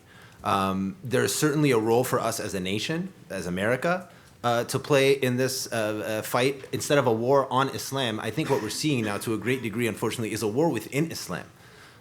Some of it is ideological, some of it is military. Some of those military, attempts are very much legitimate, objective. A lot of them, unfortunately, in the past couple of years, at least in the Middle East, have been completely diverted for other political purposes. As the United States, we need to be cognizant of that. We need to make sure that our position is really one in which creates an environment for a diversity of opinions to actually see the light of day. So, kind of going back, there's 2 things. Philosophically, we need to increase, not we America, but we people who want to see this problem more effectively addressed, we need to increase the jurisprudential literacy of the masses. I'm not somebody who believes, and part of this is based on our polling, which I will share with you in a minute. I'm not somebody who believes we need more scholars that can counter extremist narratives. There are a lot of those people. They're very highly qualified. I can list pages and pages of names on a piece of paper for somebody there. They've been very active in this space. They're doing everything they can, quite frankly. The challenge really is in having somebody not believe that joining the Muslim Brotherhood will send them to heaven, because the Quran actually doesn't say that joining the Muslim Brotherhood will send you to heaven. How does that? Nor, I mean, nothing does other than the murshid of the Ikhwan, quite frankly. And I say this, and we need to be clear. And that's the challenge, because those people have been convinced, primarily because of a state of jurisprudential illiteracy, that this has become required, that what is fiqh has become sharia. Therefore, the person... So the first panel talked a lot about sharia and fiqh. I know this is going to trigger a lot of concern with some people, because this point is often used, I think, very disingenuously to avoid the issue of the whole question of reforming Islam. But Sharia, and we will debate this, I'm sure many people in the room disagree, Sharia, from my view, is the utopian ideal set in the Quran as a flag to rally towards, as a goal to achieve in a utopian existence. Fiqh is the attempt by human beings who make mistakes, who are mostly lawyers, in trying to interpret out from that utopian ideal, how do we do it on planet Earth? A very important point was made in the last panel, which is this idea that ISIS is not a traditionalist movement. ISIS is actually a complete derivation or walking away from the traditions of jurisprudence within Islam. The schools of thought that were very eloquently explained by the last panel, the very premise of what they did was legal debate. And as a lawyer, everyone knows that any real lawyer knows that the answer, no matter what, is it depends, ... If you, and this is just kind of a litmus test for people that don't want to become experts on Islam. And I wouldn't call myself one, but I'm definitely familiar enough to kind of talk on this a little. If you are facing a movement whose ideology is essentially, if you don't agree with me, you lack moral credibility as a Muslim, you are a kafir, you are a fasiq, you are XXX, you are not dealing with somebody who operates in the traditional approach to jurisprudence in Islam, because that tradition is foundationally based on the idea that Abbas and I can disagree, but fundamentally, our disagreement doesn't necessitate for one of us to be less of a Muslim, or our debate or disagreement doesn't necessitate for one of us to not go to heaven and the other one to go to heaven. The confusion between fiqh and sharia has created an environment in which people who are claiming to be scholars, and maybe some of them are, actually assume the title of holy man. And I'll talk a little bit about the Sunni perspective now. In Sunni traditional Islam, the only thing that's holy is God. Your sheikh, the prophet himself, these people were not considered to be holy. The Kaaba is not holy. The Quran is not holy. God is holy. And the word of God is believed to be, as Shadi very eloquently and very accurately described, to be the actual spoken word of God. When you begin to see fiqh as sharia and have that confusion, you begin to enter a space where the religious leader is now assuming a holy role that is completely alien to traditional Islam, and based on that, what this person says is religiously mandated. If this person stands on a square in Rabat al-Adawiyah in Cairo and says, "Who wants to die a martyr, raise your hand," if I'm a good Muslim, I need to be in that square, I need to raise my hand. If this person says, to be a good Muslim, you have to do X, Y, and Z, it's either that or not. The reason I focus on this idea of of increasing the jurisprudential literacy in the masses is because when we polled on all of these issues very thoroughly between 2005 to 2009, what was initially a study of 35 Muslim majority countries then became 40 plus Muslim majority countries. When we asked people about 9/11, do you think it's completely justified or unjustified? Most people in this room will not be surprised. Overwhelming majorities said that it was completely unjustified. Closer to 9/11, I think that would have been a surprising finding to some audiences. But I think all of us now have reached at least a little bit of understanding of what we're dealing with here, and understanding that the average Muslim on the street is definitely not going to commit their life to committing 9/11. The few that did, when we asked them why it was justified in an open-ended format, and this is across 40 countries, not one response included a religious justification. All of them included political justifications, basically grievances that people have with the West. When we dug a little bit deeper to understand, well, what are the sources of those grievances with the West, we basically found 3 pockets of attitudes, or 3 general topics that people continuously cited. This is irrespective of language, culture, level of education, urban, rural, male, female, the whole 9 yards. It was political hegemony in that the US and the West generally do not want to see these people, Muslims in Muslim majority country, attain a level of self-determination. They don't support us governing ourselves the way we want. They don't even support democracy in our country. These are overwhelming majorities in almost every single country. So political hegemony, acute conflicts, I'm upset about Palestine, I'm upset about the Iraq war, et cetera, and religious and cultural disrespect. The notion that Islam is willy-nilly disrespected, not seen as serious, not taken as equal by people in the West. So when you ask people in Muslim majority countries, what do you admire most about the West? Open-ended question. The most common answers will surprise you. Number one is technology. Number two is liberty. Interesting. When you ask Americans what they think about Islam or the positive impressions they have about Islam, there's basically nothing. So to some degree, Muslims are not crazy. They actually realize that a major part of the disconnect in the communication across, waters is essentially that we as Muslims, based on the polling, have a lot of admiration for the West, but we also have a lot of issues with the West. But the West sort of sees us as a problem. And and I'm not saying this is the truth, I'm saying this is perception. But in my business, perception drives reality, and it drives behavior. Okay, so my only point is that Muslim leaders need to lead instead of following perceptions. These perceptions have been created by our leaders, including thought leaders. Fewer books have been translated into the Arabic language, which is the language of 300 million people in the last century, than are translated into Spanish every year. Pakistan, which is a nation of 200 million, published only 2,583 books the year before last, compared to, say, for example, 10,000 for Finland, which has a population of 5 million.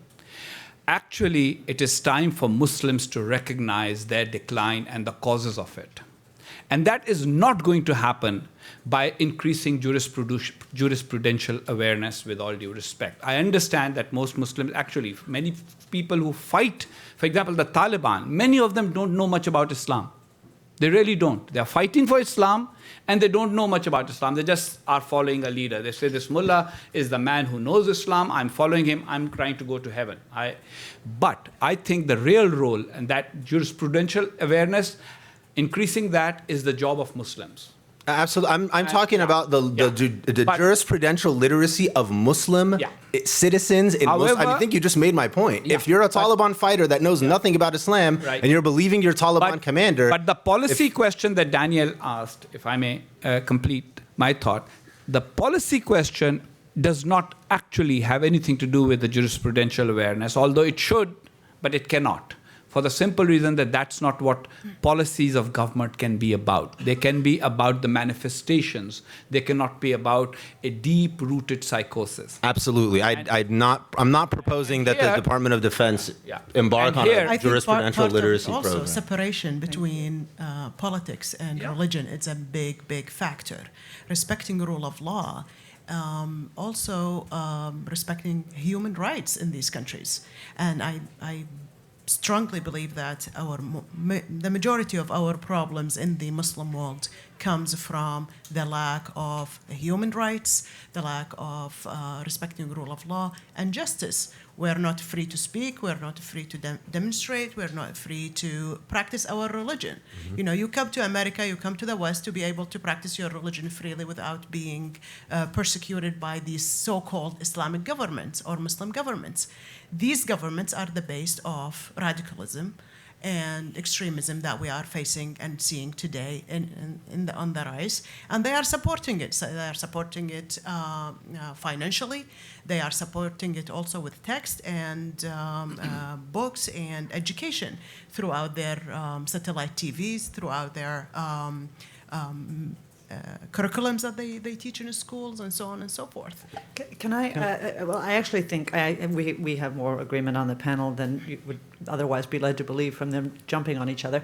But We don't jump on each other. We No, just no. debate in the Islamic tradition of You took the words out of my theological debate. That's right, in the tradition of tolerance. But I actually think that you're all saying the same thing, which is that fundamentally there is a leadership problem that we perceive that is coming from this part of the world, that the people who others look to, whether they're self-designated or they're actually acknowledged by the United States government and the State Department, are in fact pushing people. They are, first of all, leading these perceptions. And I think that's very important. I think that the point you made is exactly right, which is that these perceptions don't come from nowhere. The challenge here, though, I think, is how you operationalize any of these understandings. And this is where I really wanted to press on what you said, Hussein. It's become extremely popular to analogize the ideological battle. The president, for the first time, I think, said that this is an ideological fight. You don't win ideological fights with bullets. Well, some part of it, I think you do win with bullets. But in fact, but that being said, the challenge is that this really isn't like communism in so many ways. First of all, this was an all-out battle against an ideology which we sought to defeat. Okay, now it's going to be very uncomfortable to suggest that we want to defeat Islamism, at least in the nuanced way that it requires. But in addition, it is much more fraught for a government of the nature of the American, or frankly our European allies, to take on an ideological question that relates to religion. Okay, because all of a sudden we're not going to start publishing magazines like Encounter. I mean, I hate to say it, but there isn't a government in the world, right, left, Democrat, Republican, that has the guts to do that kind of thing. Ditto. Too bad. Well, I would argue that that's actually extremely counterproductive. I mean, the last thing, look, and I say this, I really don't want to sound flippant, but if we're going to substitute Operation Iraqi Freedom with Operation Iraqi Salvation, it's not a good plan.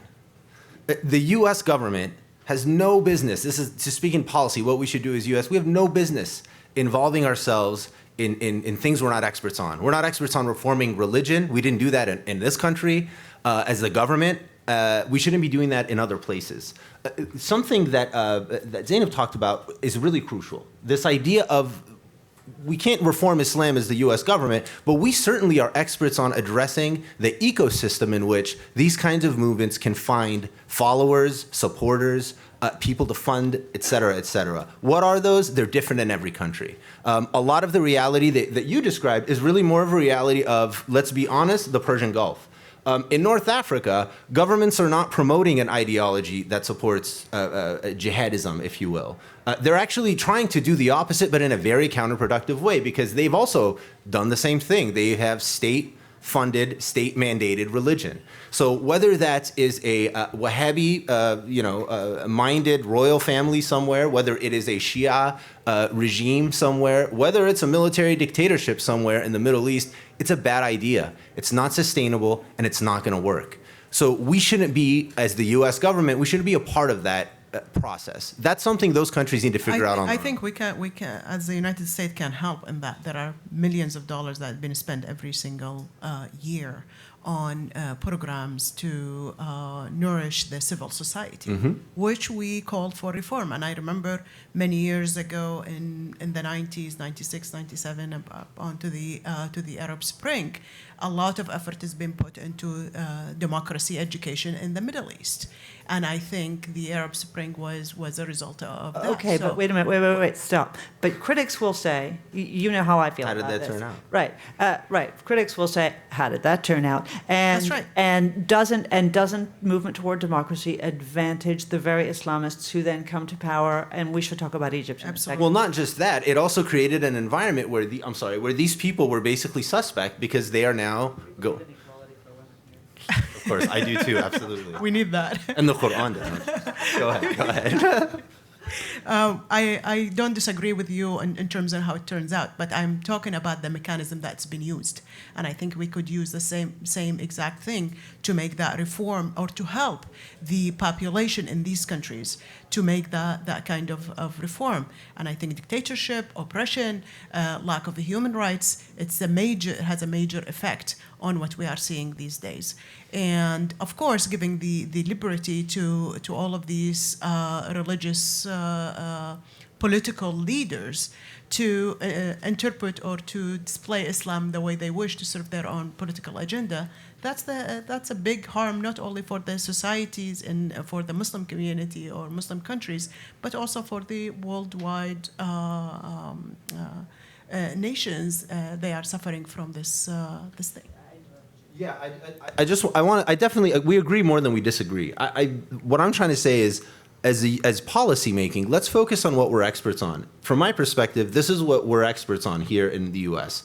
Jobs, trade, inclusion of young people outside of the classroom, engaging young people in contexts where they can develop their skills in ways that go beyond what next job are you going to find, believing in developing in people as a human resource. Those are all things that definitely touch on what you talked about. They have nothing to do with reforming Islam. And in our public opinion research are things that the number one thing that Muslim majority countries say, this is what would improve our condition, it's what would improve our relationship with the West, jobs and commerce. Well, I have one point to tell you here. I don't disagree on that, but also you can see that a lot of young people who are joining ISIS these days coming from high-class family, well-educated, and so on. So how is that related to what you are? That's so important. I'm sorry, and then I'll Go ahead. That's such an important question. Because you put your finger right on it, because that's a source of the confusion. Poverty creates terrorism. Well, not everywhere. Muhammad Atta wasn't impoverished. That's true, but a lot of the people that are joining the Hashd Shabi and I just was watching Dal Arabiya video of people being tortured to death. A lot of those people are probably not super wealthy, and they're probably not from elite Ivy League schools. The issue is there's an underlying narrative, I'm coming to you right now, there's an underlying narrative of those grievances that people tap into. Some of those actors are Muhammad Attas. Some of those actors are the kid down the street that's gonna do something crazy in Fallujah. That all is part of the problem. Our challenge is, instead of creating a poster child of this is the problem, we need to be more nuanced in our approach, take a more localized look, and see what is causing this group of people to join, what is causing that group of people to join, and I think the solutions are different in different places. With all due respect to both my Arab colleagues, the non-Arab, the Ajami Muslim here, who now we actually are the greater part of the Muslim world. And yes, exactly. And so we need to be heard as well. You have your set of problems and your issues. We actually have a working democracy in Indonesia. We have a working democracy in Malaysia. The biggest number of Muslims living in a democracy are in India. They're not producing terrorists. Why is it? Here's the reason. In India, a Muslim dissident, a Muslim scholar who has a new outlook on theology and jurisprudence, who says, I don't believe in Bukhari for the following reasons, I have this argument or that, he cannot be eliminated easily, he cannot be shut down, he appears on some television channel or another, his books are published, his articles are published, his voice is heard, he can give a sermon in a mosque. In most of the Middle East, it cannot happen for one reason or another. Either the state won't let him do it, or the mob will not let him do it. And that is the real difference. So when I said that there is a role for Western powers, and I cited David Cameron, look, this argument that, what America really does good is give jobs and provide university education, etc., actually is something, if you go back a little in time, the Muslim Brotherhood took tremendous advantage of. It came here in the 60s and 70s, created Muslim students associations in universities, the International Islamic Federation of Student Organizations, printed thousands of copies of books by Qutb and Maududi, which were available in every mosque on campuses, and actually radicalized people more by taking advantage of this openness. And that's why you have all these people here, a lot of them.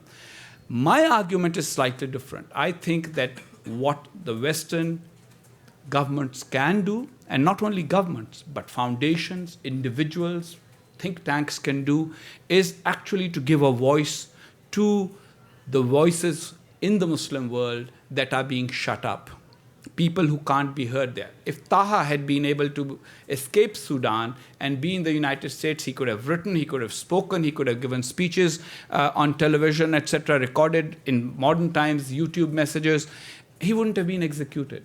So that's one role, policy role, one concrete idea is to protect and provide an opportunity to those voices of Muslim pluralism that are being shut up within the Muslim world. Second, the real radicalization comes from three factors. You call them grievances, I call them partly grievances and partly conspiracy theories. And the government sometimes encourage them. I mean, Egypt is one example where the government doesn't mind. During Mubarak's time, I remember they had that famous television show about the protocols of the learned elders of Zion. And, that actually it makes people feel, oh God, everything that... For example, if the Muslims feel that what is good about the West is its technology and its liberty, we should be trying to get ahead in technology and ahead in liberty instead of just trying to drag the West down, which is what the Islamist idea is. All the Islamist texts I've read have not said the Muslims should be, and this means I've read Qutb, by the way. As a child, I was part of the Islamic movement in Pakistan. All the books that they have, that the young people read, they are making an argument that the West actually corrupts morals, that the West is controlled by the Jews. It's not about, they are superior in technology, now we need to advance in technology and take over. It's not about, they have more liberty, let's enhance our levels of liberty to get there. So this is like an unconnected argument. I mean, I accept the argument that that's how people perceive, but their perception is internally flawed. And so the three things that should be a priority for Western governments is to fight the conspiracy theories, to oppose the anti-Semitism that is deeply rooted, and to also now fight sectarianism. And tell and encourage Muslims, say, you know what, you want our kind of lifestyles? It's not that we'll give you jobs if you come here. You can build that prosperity there by having the liberty and by having the diversity and by respecting. For example, if you're a Sunni and you believe Shias are going to hell, let them go to hell on their own. Don't make the effort of killing them to get there quicker. And if you're a Shia, I mean, what is the Sunni-Shia fight? Let's be honest about it. It's a disagreement that goes back into history about the succession to Prophet Muhammad. What relevance does it have in the 21st century? Let the Shias be Shias and let the Sunnis be Sunnis. Okay, so, I don't know, but I have a feeling Yunus believes that Abu Bakr was the rightful caliph to Prophet Muhammad. Zainab might believe that Ali should have been the legitimate successor. We can disagree on that and still sit on the same panel, live in the same society, and acquire the technology and build the institutions of liberty that we need. That argument is not sufficiently being made in the Muslim world, partly because the entire structure of state, of government, of politics does not allow people to make that argument. And I think the West does have a role to play. I think there's obviously a lot to discuss here, and I know that there's actually a lot of disagreement about the issue of the legitimacy of the kind of grievances that you hear about, which tend to. But in the interest of advancing the conversation and really thinking about policy options, so. If we agree that a lot of the problem centers around systems of government, rule of law, leadership, then and we agree that in fact the United States and Western governments actually do have a role to play here. No, it's not, it's not as this administration appears to believe, as Sarah Palin appears to believe, a fight that should go on in the region where everybody kills each other and let God sort it out. But that in fact we have a constructive role to play and we have an interest, and I think we agree about that. Then the question becomes, okay, how? So there are two examples here that I think are of interest to everybody. One is the government set, and we do a disservice by not talking about Shia extremism. Ayatollah Khomeini didn't come out because of the Mujahideen in Afghanistan. Agreed. Right. So we have the Shia extremism, which is spreading, and now we have the problem in, obviously in Syria, but also in Yemen and Bahrain and elsewhere. And then we have the Wahhabi extremism, the heart of which has come always from Riyadh. So we have these two. But then on the other side, we have many who are suggesting we need to embrace somebody like Sisi, the new Mubarak. Right, the new and better Mubarak. Not much better. And I'm not sure how that works, and I'd really like to hear your impressions about whether these are the right approaches. Well, I will definitely address that, but I just want to make clear that I'm not proposing that all Muslims who believe in diversity come hide in the U.S.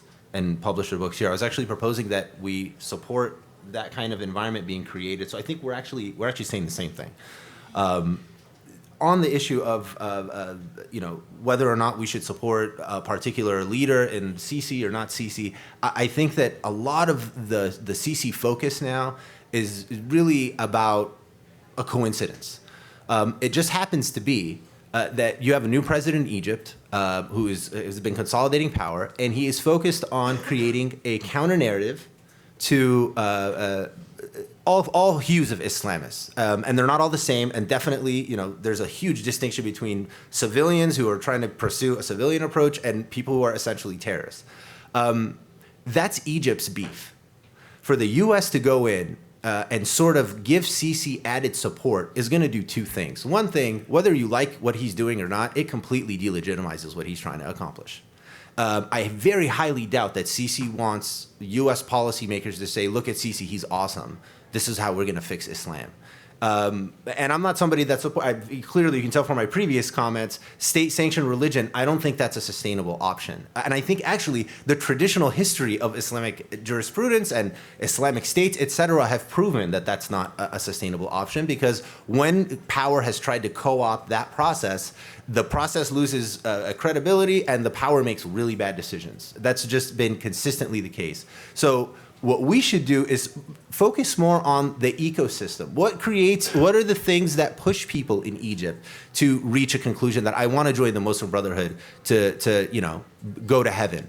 Well, I'll tell you, in their neighborhood, for most of their lives, if they are, anywhere 50 or younger, the only people that were showing up in their neighborhood to address their underlying issues, whether they are social, economic, political, et cetera, is that movement. So unless you start addressing those issues, and focus on the fact that the average Muslim needs to understand that they don't need to join the Muslim Brotherhood to go to heaven, because the Quran doesn't teach that they need to join the Muslim Brotherhood. I mean, that's not Islam. That's a complete fabrication. Two mixed things here. One is that we're supposed to be telling them that they don't need to join the Muslim Brotherhood, and the other is that we're supposed to be addressing their... No. So we don't need... So the jurisprudential illiteracy question needs to be addressed by Muslims based on their terms in their societies. If we can notice people that are speaking out against that, that's great. For us to advocate them completely cuts their knees out from under them. That's one issue. We shouldn't touch that with a 10-foot pole. The other issue is the underlying ecosystem. But there is no freedom even to discuss that issue among Muslims. My argument is that there will be less freedom as soon as the State Department starts ear-tagging money to support Islam al-Bahiri in Egypt. Is a great example. He actually took on Ibn Taymiyyah, and we saw what happened because of it. Imagine if Islam al-Bahiri actually was funded by an NGO here in Washington. Actually, a lot of the allegations against him, and Shadi, correct me if I'm wrong, was that was exactly the case.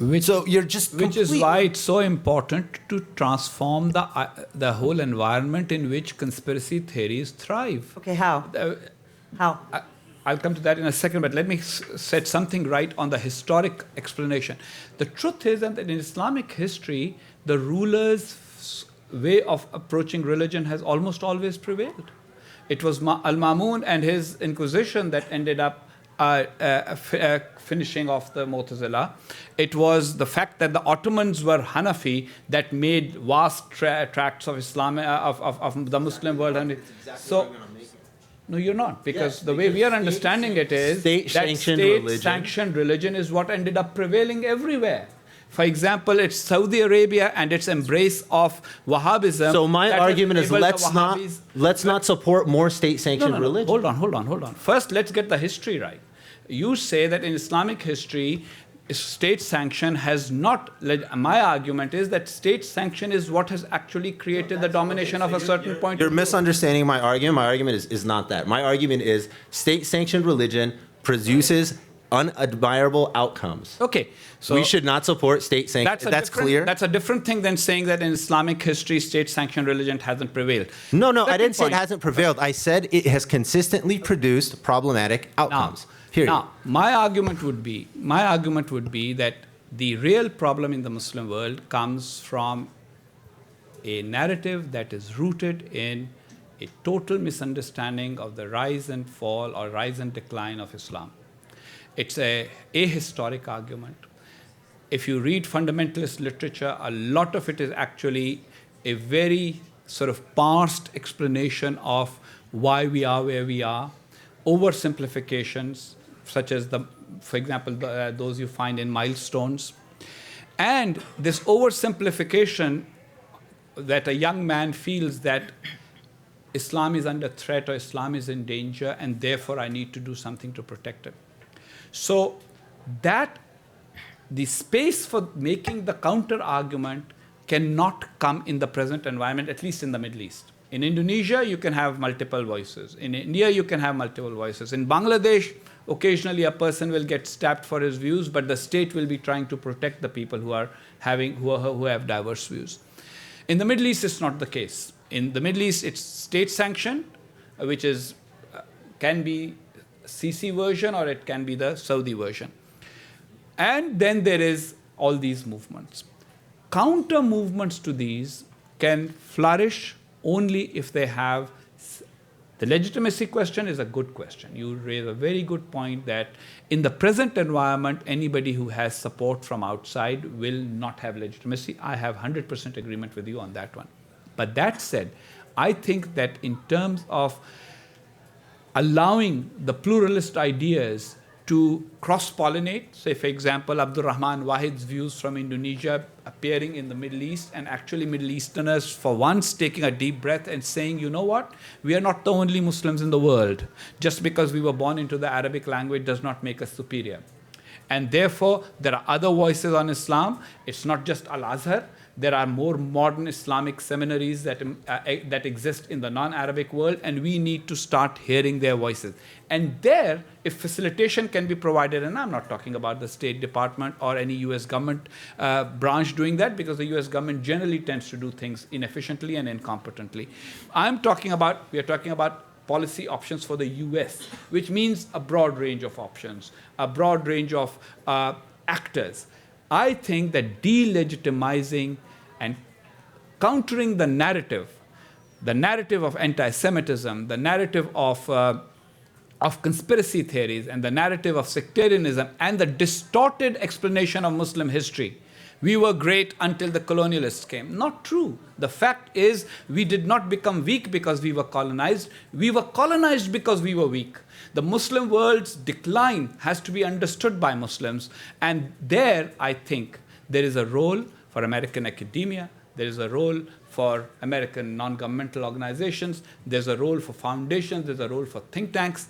And if the government can facilitate any of that, there's a role for government. That's what I think. I want to turn to the audience, but I want Zainab to just have a chance to expand on what you were alluding to. You know, again, you were talking about the fact that while there may be plenty of opposing voices to the challenges that we face, we're really not capable. Okay, so we need to invest in rule of law. We need to invest in Human education, rights, in human rights. But how do we do that without falling into the same trap that we've fallen into so many times? We need to diversify the voices, and by diversifying, we're not listening to only one group, and this group they claim that they represent Muslims and all Muslims, and this is what we are missing. And we see the best example of it here in the U.S., and this is also reflecting overseas in the Muslim world. What do you mean? Be specific. Certain organization or people who claim that they are speaking on behalf of the Muslim community in the whole United States. Certainly, they don't represent majority of the Muslim voices in America, and our government here listen to them as they are the legitimate, they are the representative of the Muslims in all over the United States, and this is certainly not true.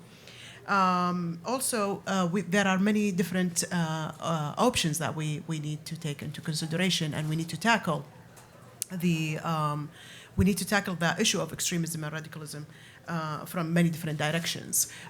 If it's through grassroots, then it would be one option.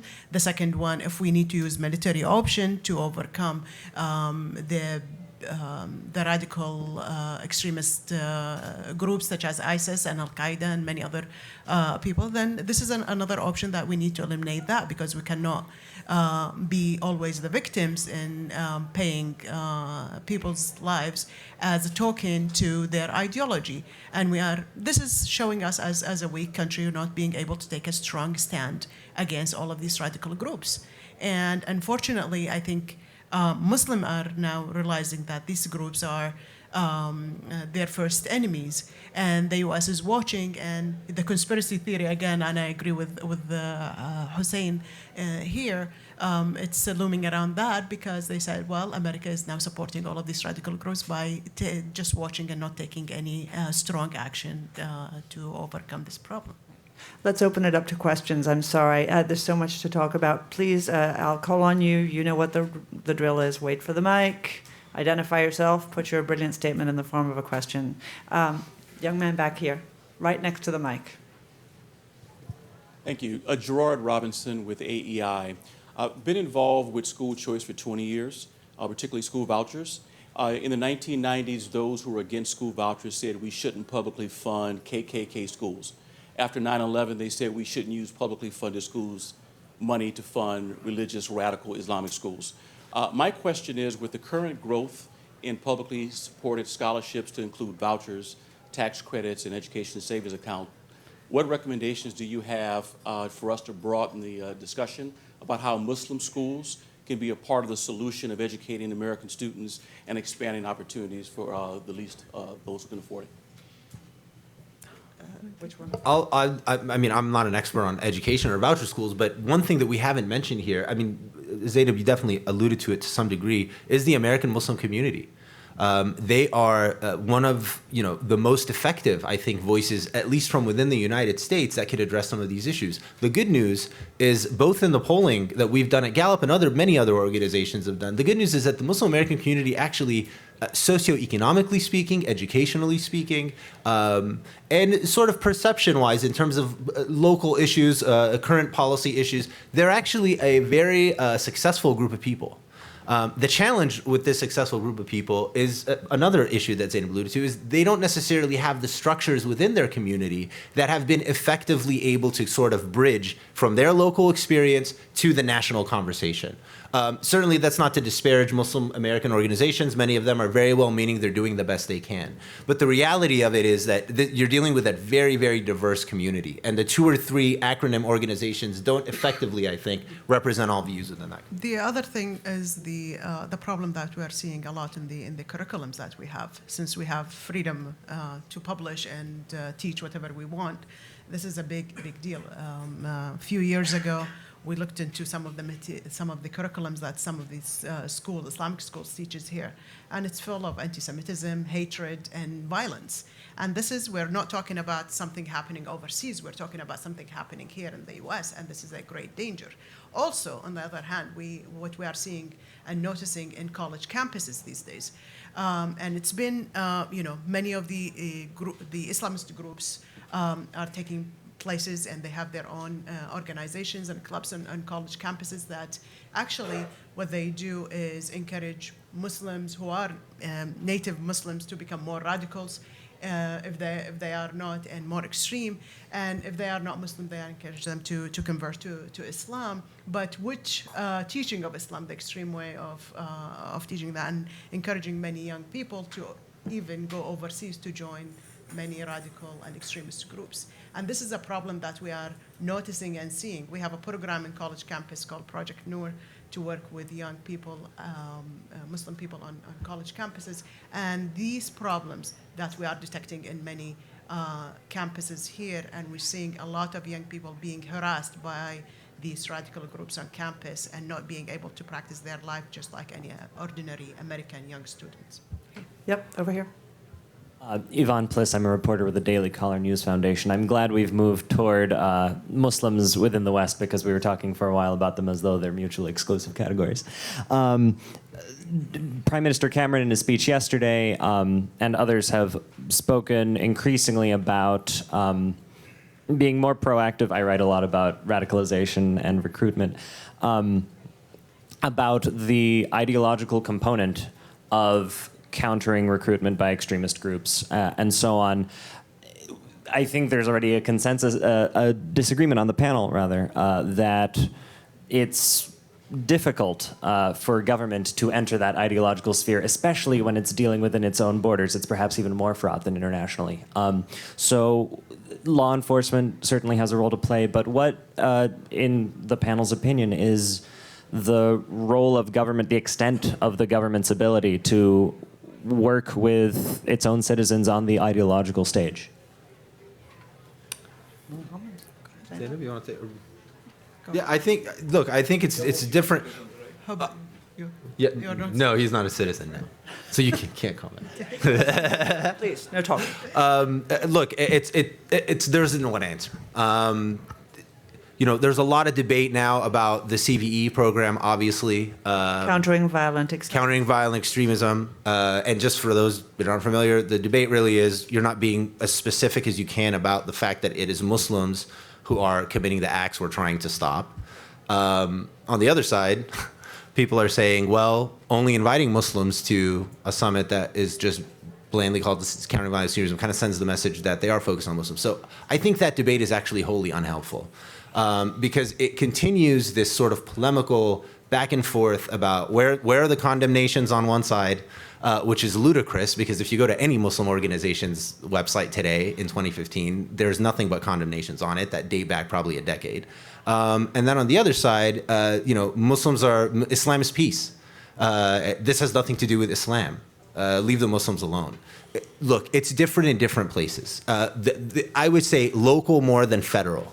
That's the real issue. How does a kid like the young person we had in Chattanooga who tragically murdered you know, innocent civilians, how does that person create an environment in their society? How do we as a mayor, as a school, as a mosque, as a church, as a synagogue, how do we create an environment where that person has somewhere to go? That person has somebody who knows something about jurisprudential literacy to actually go and test these ideas with, and is not just at night on Twitter figuring it out or dealing with whatever we're going to figure out with this kid, interpersonal issues, and then connecting that to what's happening with ISIS. So local more than federal, and the food fight conversation about Muslims are really terrorists, no, they're really innocent, is extremely unhelpful. And one quick line from Cameron's speech yesterday. He says, and I quote, "We've got to show that if you say, yes, I condemn terror, but the kuffar, the unbelievers, are inferior, or violence in London isn't justified, but suicide bombs in Israel are a different matter, then you too are part of the problem." And I think that approach certainly needs to be adopted here in the United States as well. This is what we are seeing. Unfortunately, there are a lot. Beside all of these condemnations that we see on websites and on TV and all of that, the reality that when there is a small group or there is a meeting in a mosque or somewhere else, you see people. You know, all of this does not apply. All of this condemnation, and every time you said, well, we're being here in the U.S. we are discriminated against. We are this. We are that. In fact,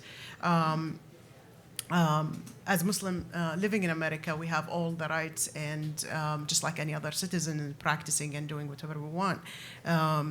But when you hear this in a close conversation, you hear dehumanizing the West, dehumanizing people who are not Muslims, and making them as you know, because they are not believing in the same religion or the same ideology. Even if they are Muslim and not believing in the same ideology, then they deserve to be killed or to be destroyed or beheaded. This is a problem and an issue that we need to be focusing more on, as is the root of the problem. Also, modern technology now, it become another threat.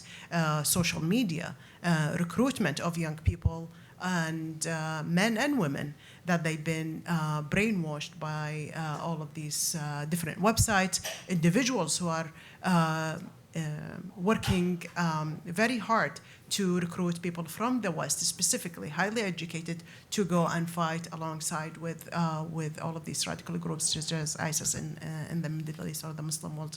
These are issues that we have not found any solution for yet, nor the government is really paying that close attention to. No, in fact, they've defunded almost all the efforts that have been going toward going after people who are looking to go to Syria or to Yemen. So it's even worse than simple ignorance. One last word from me, and this is the one thing that I want to sort of leave us with, and I wish I understood our government better in this regard. We embrace certain values. David Cameron, the speech that we keep quoting, talks a lot about liberal values. And that is what our country is founded on. It is the fight that we see every day, not about terrorism, but about women's rights or about gay rights or about... And yet, when we look overseas, it is as if those ideas are suspended. Oh, no, we have to be respectful. And the answer is no. With our money, we don't have to be respectful. Actually, with our foreign policy, we don't have to be respectful. These are our values, and we can stand by them. And I've never understood why the Bill of Rights is not our plan for how we manage foreign assistance to other countries, to other groups. It seems to me to be a quite simple diktat. And as usual, as the moderator, I stole the last word. I'm sorry that we didn't have enough time for questions, but let me thank our panelists. This conversation is so much bigger than the hour, but they were wonderful. And let me just say a word of thanks also to Katie Earle and to Tara Bini, who did so much work to make this conference happen. I hope the conversation can continue. Thank you all for being here. Really, it's a hard conversation.